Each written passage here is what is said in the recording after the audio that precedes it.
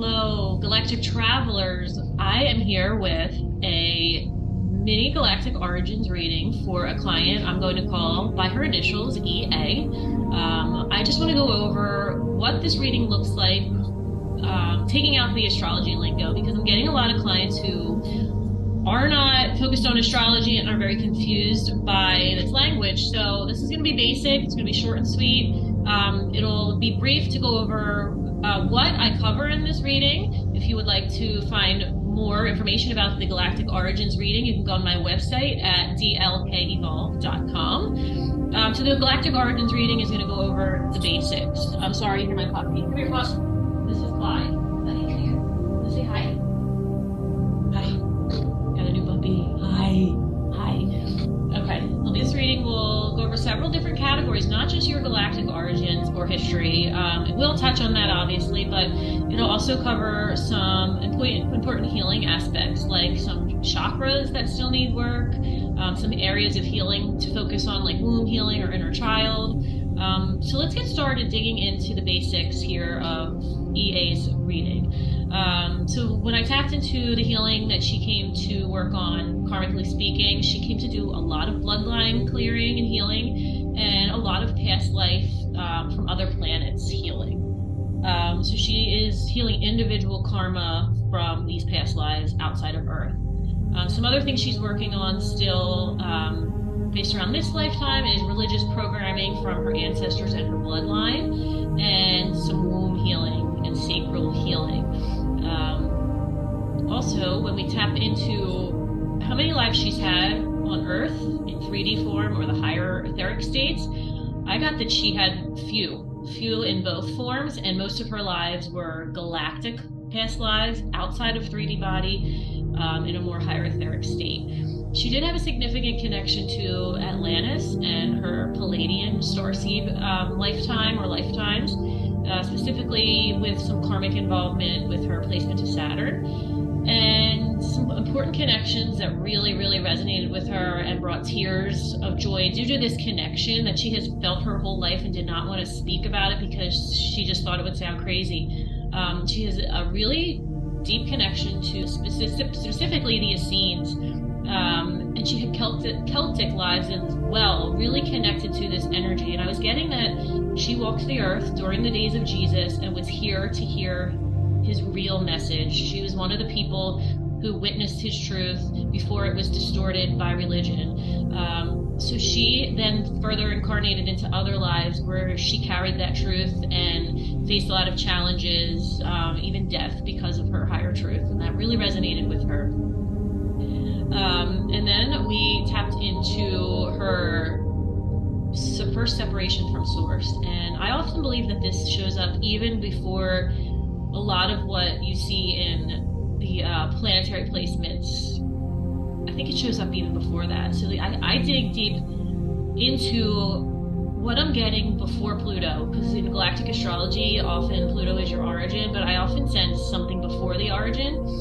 And for her, she has Pluto conjunct the supergalactic center, and the supergalactic center in any of these supermassive black holes can often be portals or gateways to other places, other galaxies, dimensions, universes. And I was getting that she's actually coming from the Andromeda Galaxy as connected through her Lilith placement in the 4th house.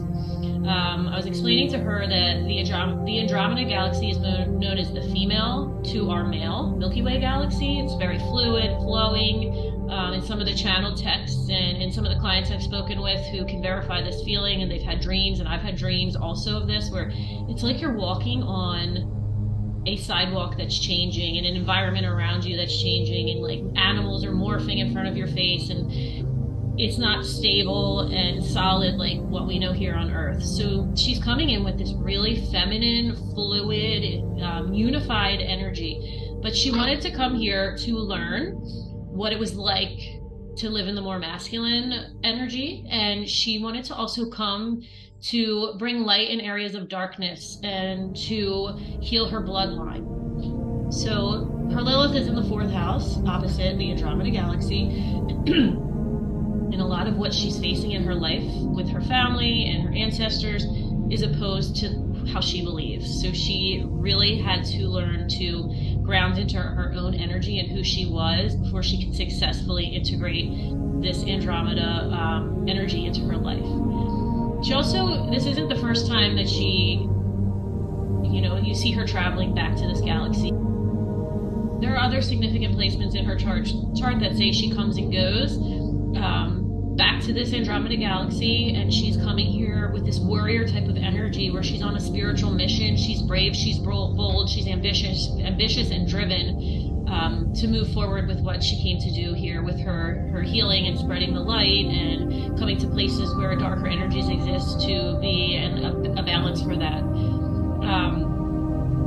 So when we move to her next placement, we have connection to ceti in the Cetus constellation, and I'm getting that she eventually stepped down into a 3D form while she was here, and one of the key things that I connected to for her was her drive here to really fight against negative energies and polarized races to bring a really balanced energy and to uplift the human consciousness.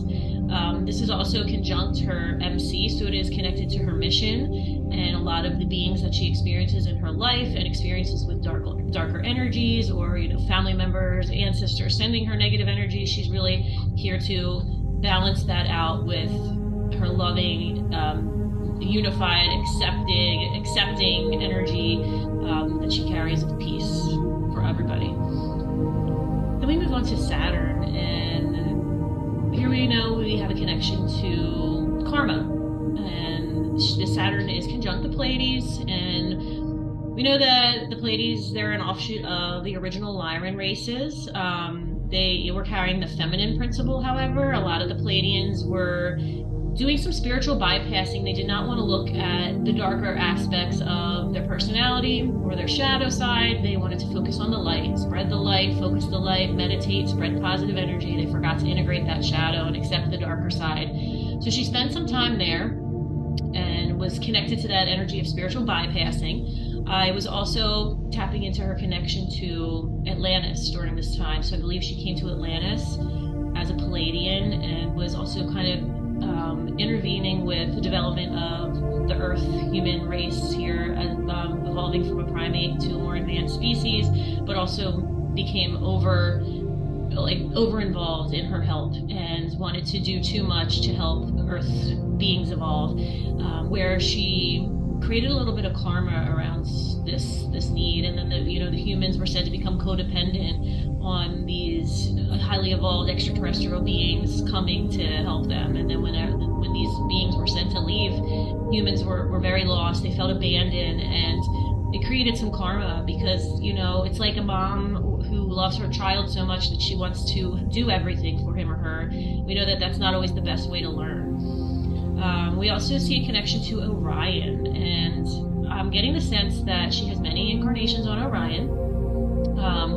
However, I'm sensing that she was one of the Pleiadians who was trying to send positive energy to Orion that eventually caused the destruction of one of the Pleiadian planets by the Orions, but also she could have been one of the Pleiadians who incarnated on Orion to help fight the resistance or spread, positive love and light instead of just accepting that state of chaos and conflict that they were in. It actually created a karmic attachment to focusing too much on the light, spreading the light, not integrating the shadow, not letting the darker or negatively polarized beings just play out their own karma. So she had some karmic connections around that experience. She has a huge connection to Christ consciousness. She explains that here in this life on Earth, being raised a Muslim and a family very connected to their religion, feeling negative energy coming from her ancestors who weren't in approval of her being more connected to this Christ consciousness energy. Past lives during the times of Jesus. She also, I believe, had lifetimes on Orion during the time of the Orion Christ. So the Orion Christ was, I think, again, a Christ consciousness coming to incarnate on Orion to spread the message of love and peace, show the beings who are at war a better way of living, and it really had a positive impact there whereas they were able to evolve and ascend after that. Whereas here on Earth, when it happened, you had religion forming around Christ's message that ended up forcing others into that religion, killing people who didn't believe. So the Christ story is very different here than it was on Orion. She was here to experience both, and now she's also here to carry the true teachings of Christ in this incarnation, even though she was born into a Muslim family. So then we talk a little bit about her nodes. Her south node is in Leo in the 12th house. So being in Leo, we know that she was born into a really powerful position of leadership. She may have been, had a special status or worshipped by others in some way, but it became confining because with her north node in Aquarius, she wants to break free. Her soul wants to evolve in the way it wants to and not be held back by having to shine the light for others. She wants to help humanity, but in her own way. And with the south node in the 12th house, we know that this is the house of escape, isolation. We could be talking about hidden knowledge, which I do believe she had, but I really think she was spiritually isolated and perhaps escaped through some of these past life stories that she was, living through as the spiritual leader.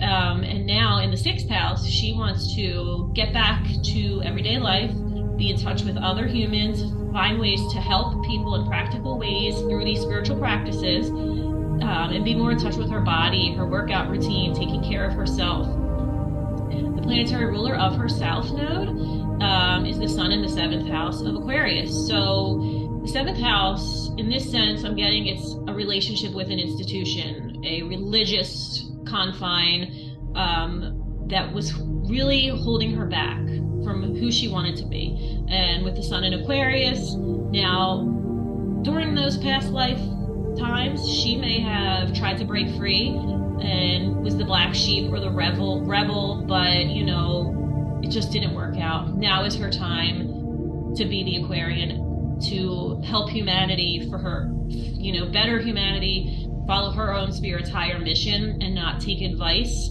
from anything, no religious doctrine or anyone else telling her what to do. She also has Mars squaring the south node, so I believe there could have been some violence or aggression in how she tried to speak out against whatever religious institution she was part of, or perhaps she was someone who was also violent in forcing other people to conform to this religion, or perhaps she witnessed violence of this religion trying to force people to conform, and she knew that that was not her path. So now she is here to use her Mars drive and determination to help people break free and find spiritual freedom. So we also see the south node is trining Venus, and we know that this religious institution made her feel materially safe, loved. It was right for her then, it was helpful for her then, but it isn't now. So now she's going to use that Venus, the north node sextiling Venus, to help her pursue what she loves and what she's passionate about and find her self-worth through this vision that is her own and not anybody else, is not attached to any religious structure or religious institution. She also had a trine to Neptune, south node trining Neptune, and we know that in her past life with this trine, her spiritual views, they helped her then, but perhaps it was too much of an escapist reality where she wasn't really focused here in the now, in the present moment, and she was more focused on escaping through those higher spiritual beliefs. Now she's here as a free thinker, and she's here to focus in on reality and use that spiritual energy in different ways. So that pretty much sums up the basics of this reading. You can see how I incorporated the nodes into the story. The nodes can sometimes tell the exact story that comes into the galactic connections, or it's something a little bit different but related. You can see how the healing that is needed comes in and shows, like she reports liking to help others depend on her. She wishes to break free from that. You get that Pleiadian connection. she's had some experiences with darker energies, and you know, she's trying to stay in the positive, but she feels attacked. And you see that whole connection from Orion, in which she was trying to spread the light, but was being attacked by these like darker forces at play. So that was a quick mini reading. To find out more again, dlkevolve.com.